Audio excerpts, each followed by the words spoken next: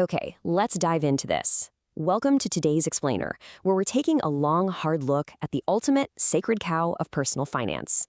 You know exactly what I'm talking about, right? From the moment we get that first real paycheck, society drills this highly specific script into our heads. Get a good job, get married, and then immediately buy a house.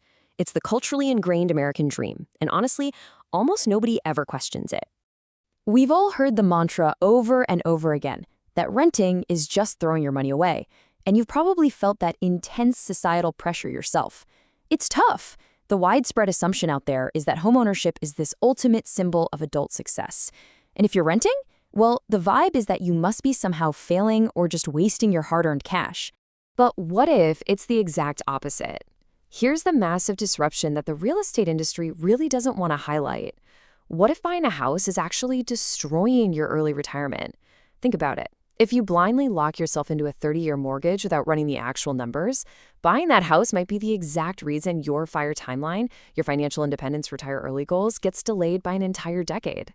And this brilliantly illustrates the huge disconnect we're dealing with today. On the one hand, we've got the default societal expectation, that paid-off mortgage you're supposed to be chasing above absolutely everything else. But then you look at the FIRE reality and it paints a totally different picture. The traditional real estate narrative actively hides the massive opportunity costs, the unrecoverable sunk costs, and the harsh reality of a delayed retirement that usually comes packaged right alongside that shiny mortgage. So let's just pause for a second, stop right there, take a deep breath, and let's do a real estate math check. We really need to shift away from all those powerful, emotional, societal hooks and instead look directly at the cold, hard math. You know, the exact math that older generations often completely ignore when they try to shame renters for their lifestyle choices. Because when we look at the historical data, here is a truly jarring reality. Houses generally only appreciate at the rate of inflation. But the U.S. stock market, it's returned an average of 11.9% per year over the last 2 decades. I mean, wow.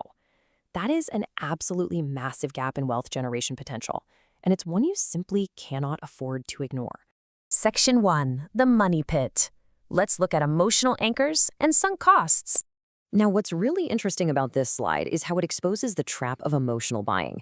When you buy driven by that deep desire for the grass that's ours, you kind of blind yourself to the sheer volume of unrecoverable sunk costs involved in simply transacting real estate. We're talking closing costs, lawyer fees, title insurance, the whole shebang. Because of this mountain of upfront fees, buying a house is an absolute minimum 5-year commitment just to break even. Basically, it's an instant financial hole you have to actively dig yourself out of. And once you're actually moved in, the financial bleeding can really start. $12,000 to $15,000? Yep, that is the terrifying reality of being your own landlord. Because when the air handler in your attic cracks and the emergency pan overflows, ruining your ceiling, nobody is coming to save you. You are the one stuck getting the quotes, and you're the one paying that massive bill to replace an HVAC system. Plus, it's not just the big, terrifying disasters either. It's the constant, everyday grind. It's spending your precious weekends hunting down used washing machine drain pumps on eBay because you're trying to save a buck. Homeownership is definitely not a passive investment at all. It's a highly active, highly expensive part-time job. And every single dollar you pour into a leaky roof or a broken appliance is a dollar that isn't compounding in your Vanguard index funds. And let's hit another brutal reality check when it comes to opportunity cost. Imagine taking a massive $100,000 down payment. If you take that capital and essentially bury it in the bricks of a house, you're actively killing its growth potential. If that exact same deposit was invested in the market, producing 10 to 12% a year, instead of just sitting dormant in drywall, the difference in your wealth over a decade is absolutely staggering. Section 2. The Solution. Removing emotion with a spreadsheet. Let's move to and see how this builds a solid strategy to protect your timeline. You need to model out a comprehensive rent versus buy calculation. Step 1, factor in everything: the property taxes, the maintenance, the insurance, and definitely those closing costs. Step 2, compare that massive total to simply renting and then investing the difference, plus your down payment, into broad market index funds. When you actually look at these numbers side by side on a spreadsheet, it strips the emotion entirely out of the transaction. Okay, time for a quick pop quiz to break things up.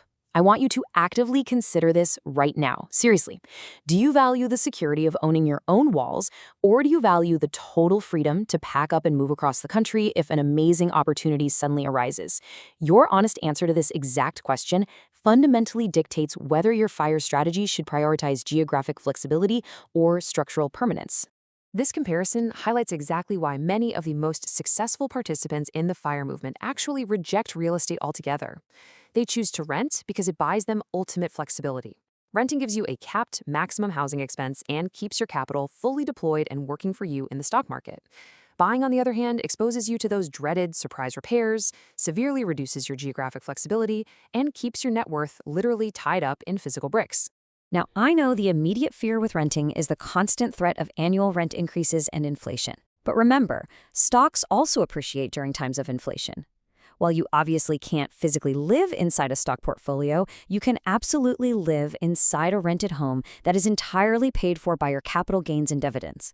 Financially speaking, this approach often puts you far, far ahead of the traditional home buyer. So, the crucial point is this golden rule of the FIRE community. Don't compare your pineapples. When society relentlessly pressures you to buy, you simply cannot compare your mathematical, data-driven financial journey to your friends who are buying massive houses and currently drowning in 30 years of heavy mortgage debt. It's an apples to pineapples comparison. You are playing a totally different game. Section 3, owning your choices. Let's be totally clear here. Homeownership isn't inherently evil. If the math actually works for you and you truly want that deep-rooted stability, go for it. But ultimately, financial independence is about reclaiming your autonomy. It's about deliberately using your money to buy back your time and your options in life. And sometimes, the absolute most powerful financial move you can make is choosing not to buy. That way, you don't end up trapped in a cubicle you hate just to service a massive mortgage. I'll leave you with this provocative question to really chew on. If you sold a house today, took all of that equity out, and rented instead, what is the very first thing you do with all of your newly freed up cash and free time? Really contemplate the true value of your autonomy. Thank you so much for joining me on this explainer. Make sure to check out the rent versus buy calculator down in the description so you can run your own numbers today. And as always, keep running your own race.